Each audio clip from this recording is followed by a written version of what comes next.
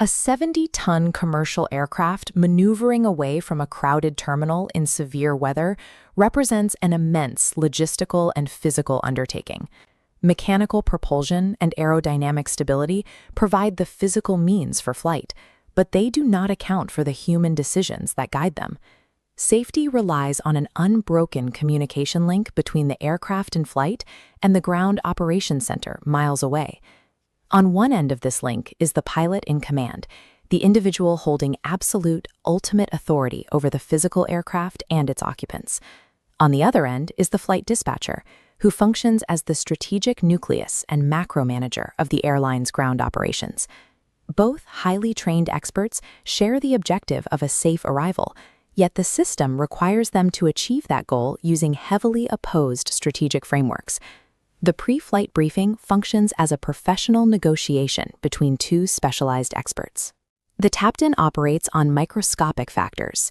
Their strategy prioritizes immediate situational awareness, dynamic weather, and absolute localized safety. The dispatcher operates on macroscopic factors. Their strategy prioritizes corporate fuel optimization, strict regulatory compliance, and the overarching sustainability of the entire airline network. This diagram represents the flight planning phase. Left, the dispatchers focus on abstract data nodes. Right, the cockpits focus on weather radar arcs.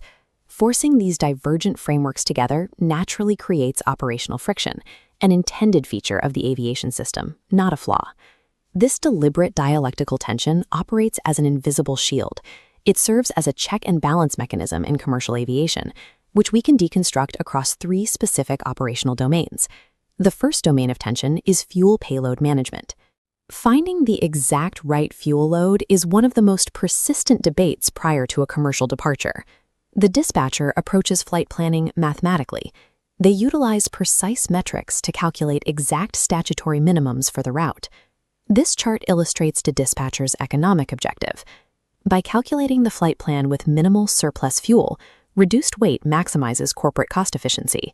The pilot in command, however, anticipates the airborne realities that the mathematical model cannot easily absorb, particularly when approaching highly congested Turkish aviation hubs.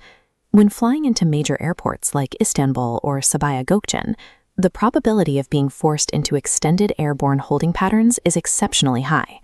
Knowing this, the captain uses their authority to mandate an operational contingency buffer, adding a metric ton of fuel back onto the load and driving the cost curve up.